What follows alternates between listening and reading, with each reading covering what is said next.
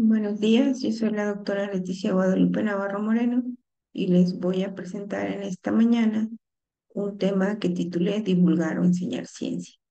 Yo vengo de la Universidad del Papaloapan del campus Tustepec en Oaxaca, México. Y para empezar, desde mi punto de vista, les quiero compartir que la generación del conocimiento científico está relacionada con la enseñanza de las ciencias y esta a su vez está relacionada con la divulgación de la ciencia y la alfabetización científica. Estas relaciones parten desde la generación del conocimiento por los investigadores y estos investigadores también pueden ser profesores. Y estos profesores, cuando tenemos el papel de profesores, podemos enseñar a las ciencias. En este caso, les enseño unas fotografías de un programa de enseñanza de ciencias que yo he trabajado durante 20 años en comunidades urbanas y rurales. Y también cómo se hace la divulgación de la ciencia. Sabemos que existen muchas maneras de hacerlo y una de ellas es la labor que hacen los divulgadores. Y esto lo pueden hacer en medios impresos o en medios eh, como por ejemplo programas de televisión o redes sociales. En relación con la enseñanza de la ciencia, yo les debo de decir que a lo largo de todos estos años he comprendido que los niños pueden aprender ciencias si se les enseña de forma correcta. En mis proyectos relacionados con enseñanza de la ciencia, se enseña a partir de los problemas ambientales, que son los niños quienes los determinan. En los proyectos que yo he llevado a cabo son los detergentes, las pilas y el aceite quemado, los factores que los estudiantes han determinado como problemas ambientales. Dentro de estos proyectos que se han titulado Caminar a la Ciencia y la Ciencia en tu Comunidad, se ha trabajado con escuelas urbanas, rurales, que hablan español o alguna lengua eh, normal de su comunidad.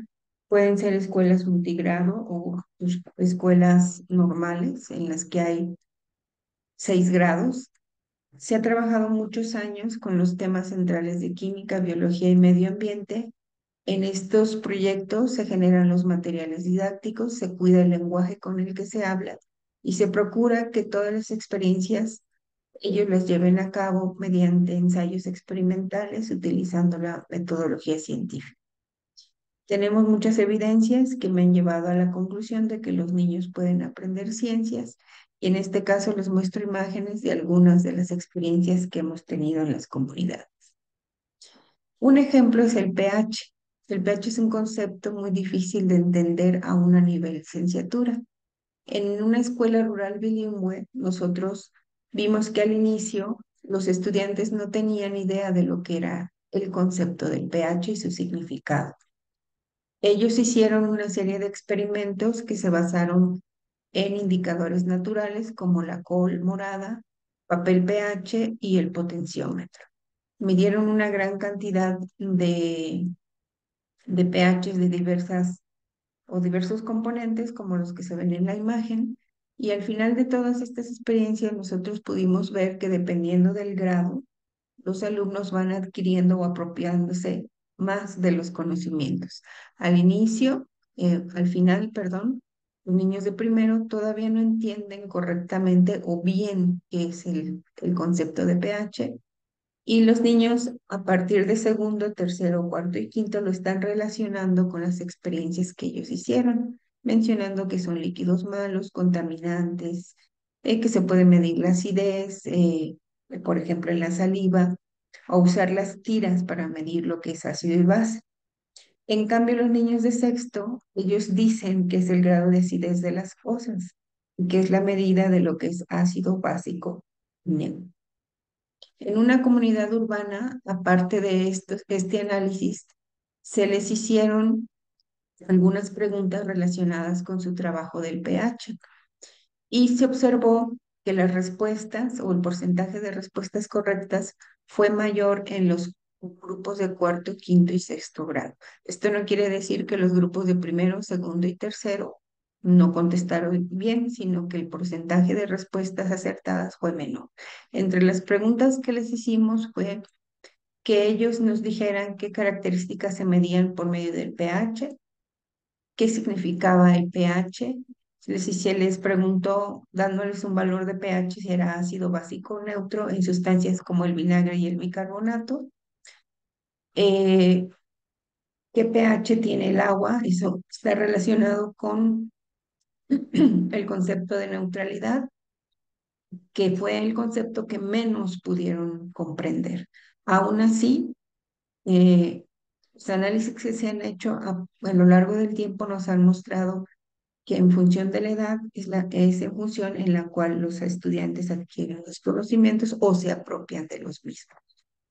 En relación con la divulgación científica, pues sabemos que su objetivo es la comunicación de la ciencia y que dentro de sus ventajas es compartir el conocimiento científico con los demás. Pero también tiene desventajas, por ejemplo, el lenguaje. El lenguaje o cómo le voy a hablar a alguien que no tiene los conocimientos científicos básicos. ¿Qué contenido se va a trabajar y cuáles son las fuentes que se tienen que utilizar? Muchas veces este conocimiento científico se divulga en forma de revistas. Existen muchas revistas de divulgación de la ciencia y también programas de divulgación científica para investigadores, porque muchas veces los investigadores no son quienes divulgan la ciencia porque les faltan las herramientas necesarias para hacer entender a la gente lo que ellos están trabajando. Entonces, todo este concepto de divulgación científica es muy amplio. Para mí está muy relacionado con la enseñanza de la ciencia porque debo de utilizar las herramientas de la divulgación científica e integrarlas al trabajo experimental y científico para que los niños puedan aprender ciencia. Entonces, enseñar o divulgar ciencia. Para mí debe haber una relación entre investigadores y o profesores y de estos con los estudiantes y de los estudiantes con los niños. ¿Por qué? Porque muchos investigadores también son profesores y están en relación o relacionados con estudiantes de licenciatura o de posgrado. Entonces, si estos trabajan en conjunto y establecen programas de enseñanza de la ciencia o de divulgación de la ciencia para niños, esto va a tener resultados favorables. La metodología que nosotros empleamos en mi laboratorio es la que se basa en el método científico. Detectamos un problema ambiental porque nos dedicamos al área ambiental, el lugar del ecosistema que es afectado, las especies o los tóxicos. Estudiamos el problema utilizando una metodología adecuada, seleccionando modelos, variables, condiciones, etcétera. Formulamos los experimentos, los llevamos a cabo, analizamos los resultados de una manera objetiva y honesta, formulamos nuestras conclusiones que tienen una base bien fundamentada, lo comunicamos y lo enseñamos a la población mediante un trabajo de socialización de la ciencia, empleando diferentes estrategias de comunicación. Y también utilizamos medios accesibles para la mayoría de las personas. Para nosotros, estos medios es la comunicación directa de la ciencia y el saber científico de lo que nosotros estudiamos y de conceptos que están dentro de los bloques que se mencionaron, que son el biológico, el químico y el ambiental. Participamos en congresos, en foros, donde tratamos de comunicar la ciencia en lugares también de poco acceso, como las comunidades rurales. Un ejemplo de lo anterior es el estudio de la contaminación por metales pesados. En este caso, elegimos alguno, por ejemplo, los que trabajamos son plomo, cadmio, cromo y mercurio. Si elegimos uno, por ejemplo, el mercurio, pues vamos a investigar sus efectos en los seres vivos o nos estamos dando cuenta de que puede estar pasando algo raro en el medio ambiente. Después de que elegimos el elemento contaminante, vamos a diseñar modelos experimentales, eligiendo dónde lo vamos a hacer. Y le vamos a hacer preguntas como cuánto, qué pasa, cómo reacciona. qué compuesto o compuestos, etcétera. Y utilizamos modelitos que ya tenemos bien estandarizados dentro del laboratorio, que pueden ser microorganismos o animales mamíferos de experimentación. Con esa información establecemos diferentes estrategias de estudio. Por ejemplo, una de las que hacemos es usar plantas medicinales o que se usan dentro de la tradición. Y con ellas establecemos preguntas como cómo podemos ayudar a disminuir o revertir los daños, por ejemplo, utilizando plantas o microelementos. Una vez que realizamos la parte experimental, analizamos los resultados y nos hacemos nuevamente preguntas. Por ejemplo, ¿la planta ayudó contra la contaminación o los efectos del mercurio en un ser vivo? ¿Sí o no y por qué? ¿Qué podemos modificar? ¿Qué otras cosas podemos estudiar? Y eso muchas veces nos lleva a una nueva o a un nuevo planteamiento de otra estrategia o a nuevas preguntas de investigación. Ya que hicimos todo este proceso, los estudiantes comunican sus resultados y eso lo pueden hacer de dos maneras. Una de ellas es asistir a congresos especializados, multidisciplinarios, establecer o redactar algunos artículos, por ejemplo, de divulgación o artículos científicos. Hemos editado libros y hemos hecho muchos capítulos de libros. Y la segunda, que es la más importante, es lo que llamamos apropiación social de la ciencia. En este caso, trabajamos con niños de primaria y secundaria de comunidades rurales, como ya les he mencionado anteriormente. Y en este caso, los estudiantes son los que enseñan la ciencia a los niños y ellos están dirigidos por mí o van conmigo, aprenden a hacerlo y ya después ellos lo hacen eh, solos. Entonces, para mí, la estrategia que se tiene que hacer para lograr que las personas estemos más en contacto con la ciencia es que quienes la generan, los investigadores, que a veces son profesores, estén en contacto con los divulgadores o con los estudiantes que tienen a su cargo y trabajen en conjunto para llevar la ciencia a los niños y ya no solamente a los niños, sino poderlo escalar a los adultos y a los jóvenes. Entonces, esto nos va a generar que la ciencia o el conocimiento científico llegue a más partes, a más personas y comunidades de personas.